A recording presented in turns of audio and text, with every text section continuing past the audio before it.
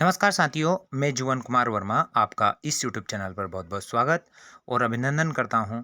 और अगर आप हमारे इस चैनल पर नए हैं तो प्लीज़ चैनल को सब्सक्राइब कीजिए और लाइक करें और शेयर करें, क्योंकि इसी प्रकार से जो भी एग्ज़ाम्स कक्षा 9th से लगाकर 12th तक रहेंगी, उनके जो पेपर रहेंगे उनके सॉल्यूशन को आप तक पहुंचाते रहेंगे।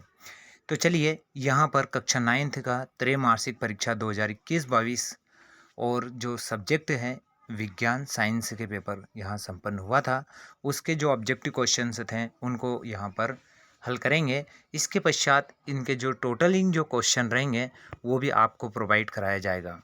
तो चलिए, इसके ऑब्जेक्टिव क्वेश्चंस को यहाँ पर देखते हैं। इसमें जो समय दिया था यहाँ पर, वो समय दिया था यहाँ पर हमें 2.5 घंटे का दिया था और पूर्णांक हमें है 80 नंबर का पेपर हुआ था।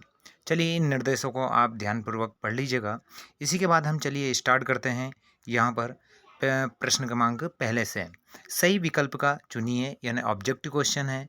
इसमें पहला वाला जो प्रश्न दिया था, कोशिका का पावर हाउस कहलाता है। तो ये जो कहलाता है कोशिका का पावर हाउस, ये होता है हमारा माइटोकॉन्ड्रिया, यानी इसका जो राइट आंसर रहेगा वो रहेगा हमारा माइटोकॉन्ड्रिया। सेकंड जो वाला दिया है, निम्नलिखित में से कौन सा रासायनिक परिवर्तन है? बर्फ का पिघलना, बुरादे का बनना, इनमें से कोई नहीं। तो इसका जो राइट आंसर रहेगा वो है दूध से दही का बनना। ये जो रहेगा ये है हमारा रासायनिक परिवर्तन। इसी के बाद में जो तीसरा दिया है, घर्षण बल सदैव वस्तु की गति का करता है। तो हमेशा उसका क्या करता है? विरोध करता है, यानी प्रतिरोध करता है। तो प्रतिरोध करता है या विरोध करता है, ये दोनों ही यहाँ पर उचित हैं। इसी के बाद हम देखते हैं कि यहाँ पर जो फोर्थ वाला दिया है, त्वरण का एसआई मात्रक है।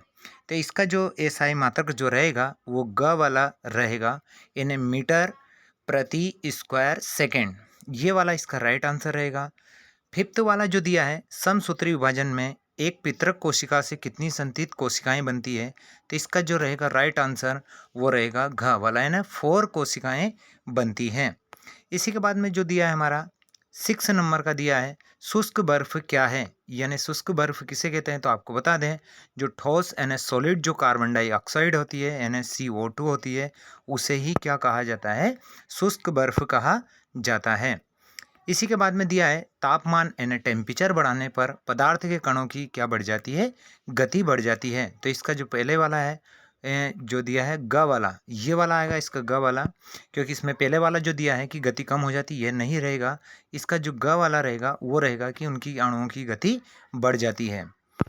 इसी के बाद में जो दिया है हमारा, वाहनों में ईंधन के रूप में कौन सी गैस प्रयोग की जाती है? तो हाइड्रोजन गैस, TPG या कोई नहीं, या CNG। तो इसका जो राइट आंसर रहेगा वो रहेगा हमारा CNG, यानी इनके अंदर CNG गैस का उपयोग किया जाता है, यानी कंप्रेस्ड नेचुरल गैस, यानी संपीड़ित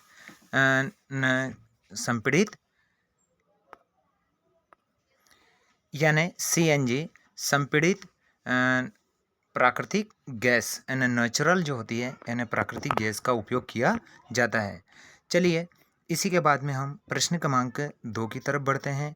और जो हमारा प्रश्न क्रमांक 2 है, उसमें जो दिया है वो है हमारा, रिक्त स्थानों की पूर्ति कीजिए। प्रश्न क्रमांक 2 है, रिक्त स्थानों की पूर्ति कीजिए। पहले वाला जो दिया है हमारा वो है, परम शून्य ताप क्या है? तो आपको बता दें, यानी परम शून्य ताप किसे कहते हैं? तो जो परम शून्य ताप होता है वो होता है हमारा -273 केल्विन। इसे ही क्या कहा जाता है? परम शून्य ताप कहा जाता है। सेकंड वाला है, केंद्रक की खोज वैज्ञानिक ने की थी। तो ये जो की थी रॉबर्ट ब्राउन ने, यानी इसका जो राइट आंसर रहेगा वो रहेगा हमारा रॉबर्ट ब्राउन। तो इसमें आता हमारा रॉबर्ट ब्राउन।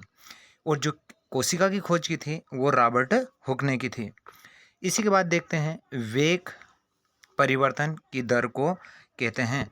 तो इसकी जो वेग परिवर्तन की दर को कहा जाता है, तो क्या कहा जाता है? त्वरण कहा जाता है। तो इसमें नोट कर लेंगे सभी, यानी इसमें क्या आएगा? त्वरण आता। इसी के बाद में दिया है हमारा, बल का एसआई मात्रक होता है। यानी बल का जो एसआई मात्रक होता है वो क्या होता है? न्यूटन होता है। यानी इसका जो एसआई मात्रक होगा वो न्यूटन होता है। इसी के बाद में जो दिया है, किसी वस्तु का खालिस्तान जड़त्व की माप होता है, यानी उसके द्रव्यमान का भी होता है, या फिर हम कह सकते हैं कि उसके जो जड़त्व होता है, तो वो जड़त्व जो रहता है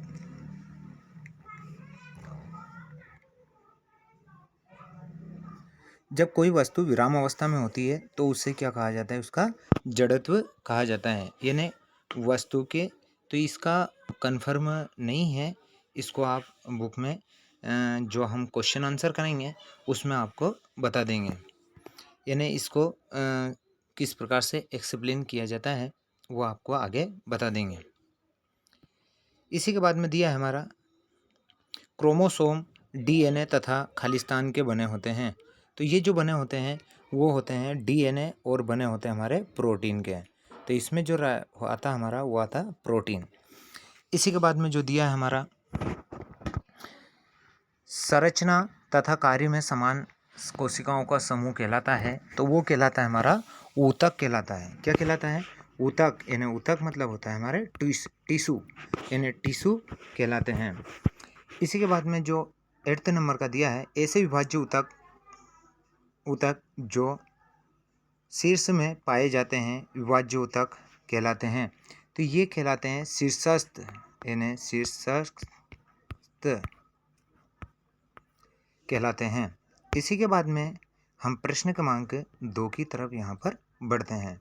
इसमें भी 8 ही हैं और हमें इस तरफ दिए हैं क्वेश्चन तीसरा दिया है, और इस तरफ दिए हैं हमें 8, और यहाँ पर हमें भी 8 दिए हैं, और इनको हमें सही जोड़ी के रूप में मिलाना है।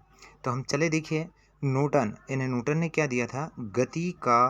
गति के नियम दिए थे।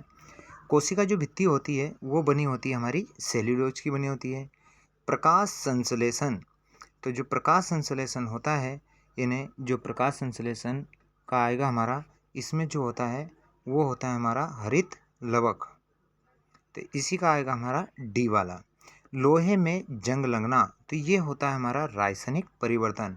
कोशिका की खोज की तो वो की है रॉबर्ट हुक ने।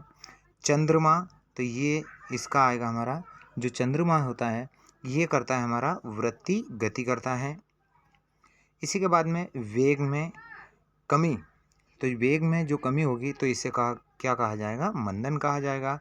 और रुकी हुई बस को क्या कहा जाता है? विराम अवस्था में कहते हैं। यदि कोई बस होती है वो अगर खड़ी रहती है तो उसको क्या कहा जाता है? विराम की अवस्था माना जाता है। चलिए इसके बाद हम देखते हैं, अगले प्रश्न की तरफ बढ़ते हैं। और जो अगला प्रश्न है हमारा वो है प्रश्न क्रमांक 4, और इसमें दिया है एक शब्द या एक वाक्य में हमें क्या देना है? आंसर देना है। चलिए, पदार्थ की वह अवस्था जिसमें आकार व आयतन दोनों ही निश्चित होते हैं क्या कहलाते हैं? ठोस कहलाते हैं। यानी सॉलिड्स होते हैं जिनमें आकार, आयतन और इनके गलनांक, क्वथनांक सभी क्या होते हैं? निश्चित होते हैं। इसी के बाद में दिया है हमारा यहाँ पर नमक, यहाँ जो दिया है सेकंड वाला, नमक तथा आयोडीन के मिश्रण को किस विधि द्वारा पृथक किया जाता है? तो इसको किया जाता है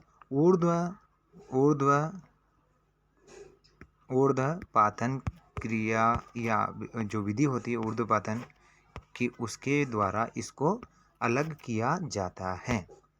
इसी के बाद में दिया है हमारा जड़त्व किसे कहते हैं? तो जड़त्व यानी जब कोई वस्तु, तो हम इसमें लिख लेंगे, जब कोई वस्तु विराम अवस्था में हो तो उसे क्या कहा जाता है? जड़त्व कहा जाता है। संवेग क्या होता है? यानी संवेग किसे कहते हैं? तो जो द्रव्यमान होता है, यानी द्रव्यमान और वेग और जो हमारा वेग होता है, इन दोनों के जो गुणनफल होता है, गुणनफल को क्या कहा जाता है? तो उसका संवेग कहा जाता है। इसका फार्मूला भी होता है, तो हम लिख लेंगे पी संवेग है, एम द्रव्यमान है, और वी क्या है? उसका वेग है। तो इसे क्या कहा जाएगा? संवेग कहा जाता है। इसी के बाद में दिया है 5th वाला दिया है, प्रोटीन का संश्लेषण कोशिकाओं में कहाँ पर होता है? तो ये होता है हमारा राइसोसोम में होता है, या राइसोसोम में। तो इसका जो होता है, यानी प्रोटीन का जो संश्लेषण कोशिकाओं में राइसोसोम में होता है। विलयन किस प्रकार का मिश्रण होता है? तो ये होता है हमारा समांगी, यानी जो हमारा विलयन होता है वो होता है हमारा समांगी मिश्रण या समांगी मिश्रण का ही उदाहरण होता है। इसी के बाद में जो दिया है हमारा 7 वाला दिया है, जो प्रकाश संश्लेषण होती है उसमें जो ऊर्जा संचित होती है वो एटीपी के रूप में होती है। तो यहाँ पर जो पूछा है कि एटीपी का पूरा नाम क्या है, तो आपको बता दें कि इसका जो पूरा नाम होता है वो होता है adenosine try phosphate, adenosine try phosphate नाम होता है। इसी के बाद में जो दिया है हमारा क्लोरोफिल युक्त प्लास्टेट्स क्या कहलाते हैं? तो इन्हें क्या कहा जाता है? क्लोरोप्लास्ट कहा जाता है। तो इन्हें जो कहते हैं वो कहते हैं क्लोरोप्लास्ट कहा जाता है। तो इस प्रकार से जो पेपर हमारा संपन्न हुआ था त्रैमासिक कक्षा 9th का, उनके ये ऑब्जेक्टिव क्वेश्चंस थे। आप सभी मिला लीजिएगा कि हमने एग्जाम्स में किस प्रकार के सही किए हैं या गलत किए हैं। इसी के बाद में जो हमारे प्रश्न नंबर 5, 6, 7, 8, 9, 10, 11, 12, 14, 15, 16, 17, 18, 19, 20, 21, 22, इन सभी प्रश्नों के जो आंसर रहेंगे उनको अगले वीडियो में आपको प्रोवाइड करा देंगे। तो आप सभी अपने इन ऑब्जेक्टिव को यहाँ पर में सही कर लेंगे कि किस प्रकार से आपने इनको राइट किया है या गलत किया है। तो चलिए इसी के साथ जय हिंद, जय भारत।